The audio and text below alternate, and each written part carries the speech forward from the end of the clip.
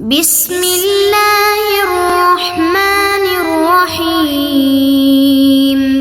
اعوذ باللہ السمیع العلیم من الشیطان الرجیم بسم اللہ الرحمن الرحیم الحمد للہ والصلاة علی اہلہا عزیز طلبہ السلام علیکم ورحمۃ اللہ وبرکاتہ۔ امید ہے آپ سب خیریت سے ہوں گے اور شرح الامہ اول کتاب الصلاۃ درس نمبر 386 میں سجدہ سہو کا طریقہ بیان کیا جائے گا۔ واجب نماز میں واقع ہونے والے خلل زیر بحث ہیں اور سجدہ سہو کا طریقہ کار بیان ہو رہا ہے۔ سجدہ سہو کے واجبات کا بیان آنے والا ہے۔ سجدہ سہو کی نیت کی تحقیق اور تفصیل بیان کی جائے گی۔ سجدہ سہو میں سجدہ واجبہ کی شرائط کا بھی لحاظ لازم ہوتا ہے۔ متعلقہ فروعات اور احادیث کا بھی تذکرہ کیا جائے گا۔ سب سے پہلے عبارت کو دیکھتے ہیں۔ فرمایا وَتَجِبُ فِيهِمَا النِّيَّةُ الْمُشْتَمِلَةُ عَلَى قَصْدِهِمَا وَتَعْيِينُ السَّبَبِ إِن تَعَدَّدَ وَإِلَّا فَلَا وَاسْتَقْرَبَ الْمُصَنِّفُ فِي الذِّكْرِ اعْتِبَارُهُ مُطْلَقًا وَفِي غَيْرِهَا عَدَمَهُ مُطْلَقًا۔ سجدہ سہو کا اجمالی طور پر طریقہ کار تو یہ ہے کہ نماز کے سلام کے بعد سجدہ سہو کی نیت کرے اور پیشانی کو ایسی چیز پر رکھے کہ جس پر سجدہ واجب صحیح ہوتا ہے، اور یہ ذکر پڑھے بسم اللہ وباللہ السلام علیک ایھا النبی ورحمۃ اللہ وبرکاتہ، اور اس کے بعد بیٹھ جائے اور دوبارہ سجدے میں جائے اور وہی ذکر پڑھے اور اس کے بعد سیدھا بیٹھ جائے اور تشہد کے بعد سلام پڑھے۔ یہاں پر سجدہ سہو کے احکام کی اور اس کے طریقہ کار کی تفصیل بیان ہو جائے گی۔ چند چیزیں اس کے اندر واجب ہوتی ہیں۔ سب سے پہلے نیت، وَتَجِبُ فِيهِمَا النِّيَّةُ، سجدہ سہو کے لیے نیت واجب ہوتی ہے، چونکہ سجدہ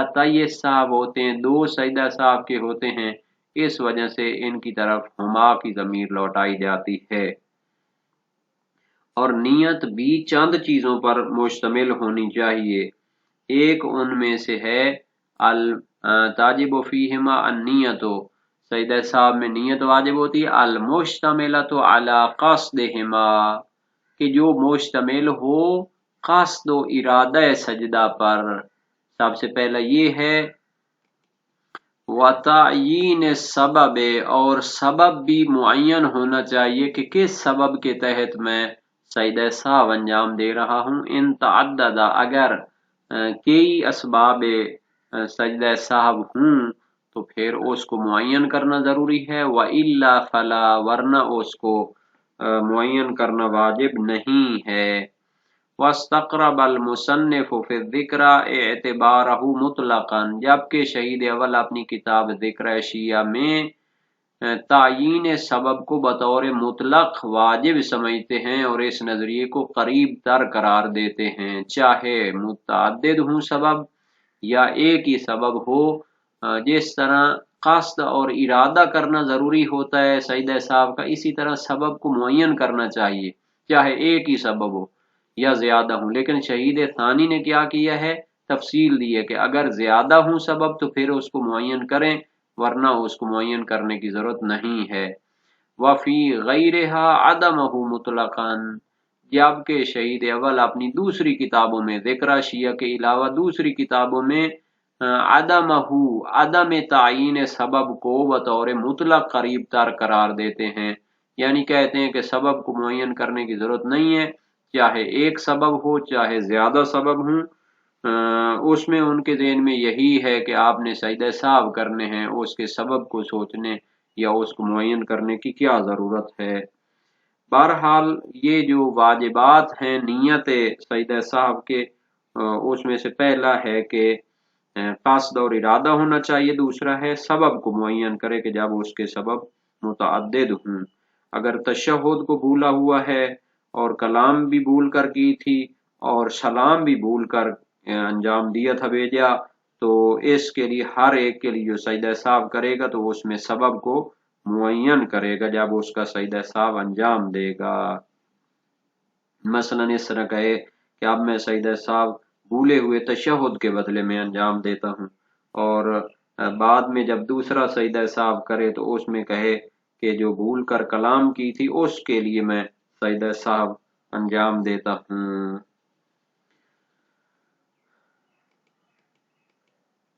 واختلف ايضا اختیارہ فی اعتبار نیت الاداء والقضاء فیہما، اور شہید اول کا جو نظریہ ہے اور انتخاب ہے وہ نیت ادا یا قضاء کے معتبر ہونے میں بھی مختلف ہے۔ اصل میں مسئلہ یہ ہے کہ اگر جو ہے سجدہ سہو کو وقت نماز کے اندر انجام دے تو آیا اس وقت اس کے ادا ہونے کی نیت کرنا لازم ہے یا نہیں ہے، اور اگر جو ہے آخر وقت میں نماز پڑھی ہو اور اس کے اندر بھی سہو ہو گیا ہو تو جب سجدہ سہو بجا لانے لگے اور وقت نماز ختم ہو چکا ہو تو آیا اس میں نیت قضا ضروری ہے یا نہیں ہے، اس کے بارے میں شہید اول کا جو کلام ہے وہ مختلف ہے۔ تو بعض کتابوں میں وہ کیا کرتے ہیں، لازمی سمجھتے ہیں کہ نیت قضا ادا کی جائے، اور بعض دوسری کتابوں میں اس کو لازمی نہیں سمجھتے۔ اگر نیت ادا کی کرے گا تو اس طرح کہے گا میں سجدہ سہو اداءً قربتاً الی اللہ انجام دیتا ہوں، اور جب نماز کا وقت ختم ہو چکا ہو تو اس کو قضا کی نیت سے انجام دے گا، تو پھر نیت کرے گا میں سجدہ سہو کو قضا کی نیت سے قربتاً الی اللہ انجام دیتا ہوں۔ وَفِي الْوَجْهِ وَاعْتِبَارِهِمَا أَوْلَى، اور اسی طرح علامہ شہید اول کا اختیار اور نظریہ قصد الوجہ کے واجب ہونے میں بھی مختلف ہو گیا ہے۔ آیا لازم ہے کہ وجوب یا استحباب کی نیت کرے بطور علت غائی، اگر واجب نماز میں ہو تو کہے سجدہ سہو بھولے ہوئے سجدے کے لیے انجام دیتا ہوں واجب ہونے سجدہ کے قربتاً الی اللہ، اور اگر مستحب نماز میں ہو تو پھر اس کو انجام دیتے ہوئے کہے کہ فراموش شدہ تشہد کے لیے سجدہ سہو انجام دیتا ہوں اس کے مستحب ہونے کی وجہ سے قربتاً الی اللہ۔ وَاعْتِبَارُهُمَا اولا، شہید ثانی اپنا نظریہ بیان فرماتے ہیں کہ قصد ادا یا قضا اور قصد واجب کا معتبر ہونا بہتر ہے، یعنی انسان کو جب وہ وقت کے اندر سجدہ سہو انجام دے تو اس کی ادا کی نیت کرے، اور بعد از وقت قضا کی نیت کرے، اور اسی طرح اس کے وجوب یا استحباب کی بھی نیت کرنی چاہیے۔ وَالنِّيَّةُ مُقَارِنَةٌ لِوَضْعِ الْجَبْهَةِ عَلَى مَا يَصِحُّ السُّجُودُ عَلَيْهِ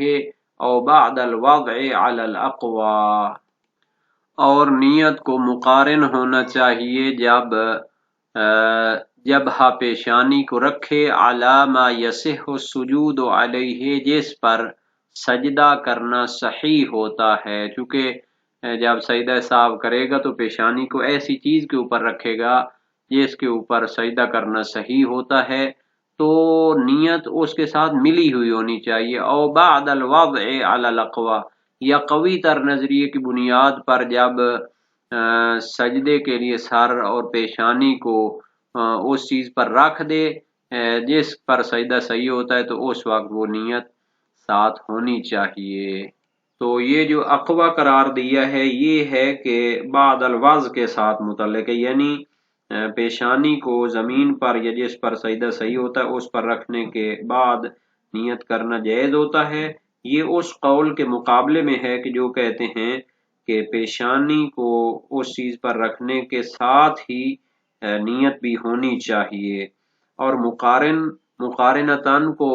مقارنتون بھی پڑھ سکتے ہیں، یہ خبر ہوگی نیت کی،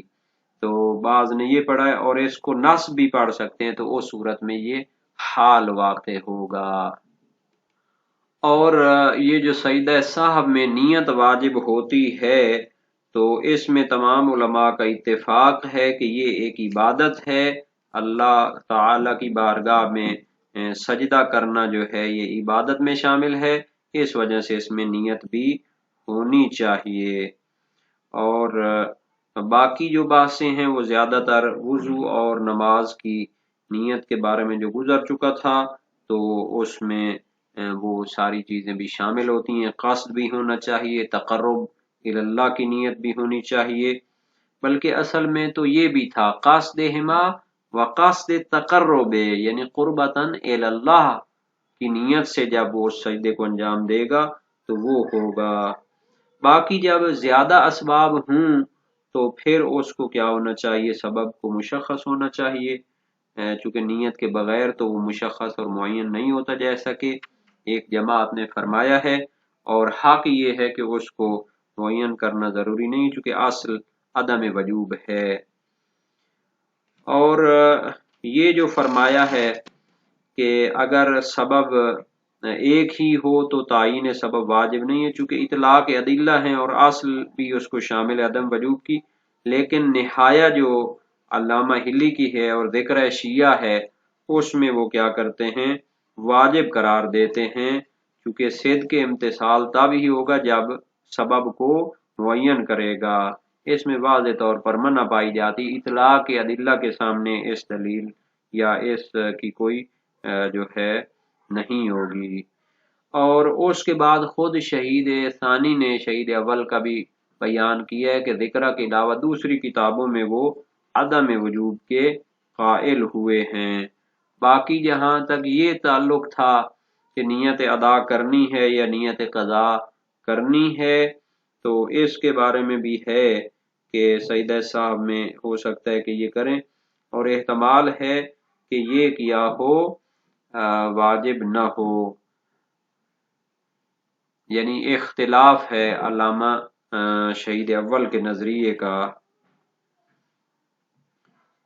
یہ بھی چیز یاد رکھنے کی ہے کہ تکبیر میں واجب نہیں ہے، مشہور قول کی بنیاد پر سجدہ سہو کے لیے جانے کے لیے تکبیر کہنا واجب نہیں ہے، تو اسی لیے نیت میں اس کو ذکر نہیں کیا، اور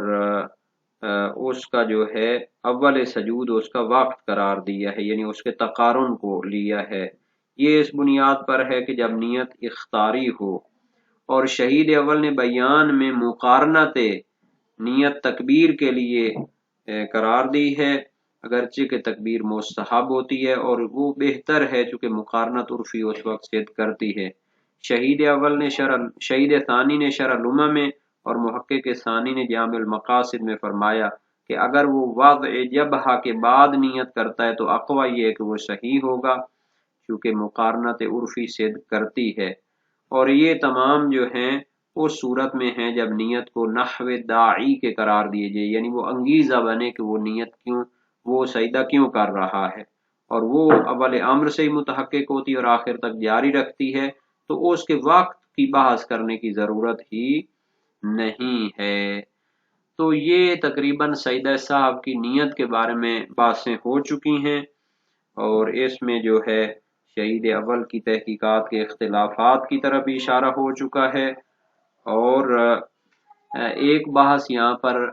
اس کی طرف بھی اشارہ کر دیتے ہیں، وما یجب فی سجود الصلاۃ من الطہارۃ وغیرها من الشرائط ووضع الجبہۃ علی ما یصح السجود علیہ والسجود علی الاعضاء السبعۃ وغیرهما من الواجبات والذکر الا انه هنا مخصوص بما رواه الحلبی عن الصادق علیہ السلام۔ جو کچھ واجب نماز کے واجب سجدے میں واجب ہوتا ہے وہ بھی سجدہ صاحب میں لحاظ کرنا ضروری ہوتا ہے، مثال کے طور پر طہارت کے ساتھ ہو انسان، اور دوسری جو شرائط ہیں واجب سجدے کی اس میں یہ ہو سکتا ہے کہ طہارت بھی ضروری ہے، شرمگاہ کو چھپانا بھی ضروری ہے، روب قبلہ ہونا بھی ضروری ہے، اور اس کے بعد ہے وضع الجبہۃ علی ما یصح سجود علیہ، اپنی پیشانی کو اس چیز پر رکھے کہ جس پر سجدہ کرنا صحیح ہوتا ہے، والسجود علی الاعضاء السبعۃ، اور جو ہے سجدہ کرتے ہوئے اعضاء سبعہ जो पेशानी, दो जानू, दो हथेलियां और पाँव के अंगूठे, उनको भी क्या करे, जमीन पे रखे। व गैरहिमा मिनल वाजिबात, इसी तरह जो दूसरे वाजिबात होते हैं वाजिब सजदे के, उनका भी लिहाज किया जाएगा। व ज़िक्र, और इसके लिए ज़िक्र कहना भी वाजिब होता है। अलबत्ता जो सजदा साहब का जिक्र होता है वो दूसरे सजदे के जिक्र से फर्क करता है। जो सजदा वाजिब नमाज का होता है उसमें तो सुबहान रब्बियल आला व बिहम्दे ये 3 मरतबा सुबहान अल्लाह सुबहान अल्लाह सुबहान अल्लाह, लेकिन इसके लिए जो है मखसूस जिक्र है जो हलबी ने इमाम सादिक अलैहिस्सलाम से रिवायत की है। तो जहाँ तक वाजिबात सजदा का ताल्लुक है तो पहले सजदे से सर उठाना भी ज़रूरी है, और सजदे के जिक्र के वक्त तुमानीनत और आराम होना भी और हरकत में न होना भी ज़रूरी है। तहारत और सेत्र और इस्तिक़बाल किबला भी वाजिब है, जैसा कि एक जमात ने फरमाया है, उनमें शहीद अव्वल और शहीद सानी भी शामिल है। मगर अदिल्ला में इन चीज़ों को बयान नहीं किया गया और ये एहतियात के मुक्तदा के मुताबिक हैं। सजदा साहब को नमाज के बाद करार देना मुबाशरतन कलाम से पहले, जैसा कि सही अब्दुल्ला इब्न याफूर में है, जो तशहुद को भूलने की सूरत में आई है, तो ये शहीदैन ने तकबीर को काबिल सजदतैन नहीं जिक्र किया तो वो वाजिब नहीं होती सजदा साहब के लिए। उनके नज़दीक असल का तकाजा ये है। आया ये मुस्तहब है या नहीं है, तो मशहूर उलमा कायल हैं कि वो मुस्तहब होती है, चूँकि मुवस्सक़ अम्मार साबाती इमाम सादिक अलैहिस्सलाम से सअलतहु अन सजदत यस्सावी हल फ़ीहिमा तकबीरुन व तस्बीह फ़क़ाल ला इन्नमा हुमा सजदतान फ़क़त फ़इन कान अल्लज़ी सहा अल इमाम कब्बरा इज़ा सजद व इज़ा रफ़अ रासहु लयुअलम मन ख़ल्फ़हु अन्नहु क़द सहा व लैसा अलैहि अन युसब्बिह फ़ीहिमा वला फ़ीहिमा तशहुदुन बअद सजदतैन। मैंने सजदा साहब के बारे में सवाल किया, उसमें तकबीर या तस्बीह होती है? फरमाया नहीं, ये दो सजदे होते हैं, और अगर इमाम जमात को साहब हो तो वो जब सजदा करे तो तकबीर कहे और जब सर उठाए तो भी तकबीर कहे, ताकि वो पीछे वालों को बयान कर सके कि उसको साहब हुआ है। और उसमें तस्बीह भी नहीं होती और ना ही उनमें सजदों के बाद तशहुद होता है। वसाइल शिया बाब 20 अबवाबुल खलल फिस सलात। तो इससे जाहिर होता है कि ये तकबीर इमाम जमात के लिए होती है और तकबीर एलामी होती है, सजदों के लिए भी नहीं होती। इसीलिए जमात असहाब इसके अदम इस्तेहबाब के भी कायल हुए हैं। तो इंशाअल्लाह इसके मुतालिक जो बकिया बातें हैं इसके जिक्र वगैरह की, उनको बाद में बयान किया जाएगा।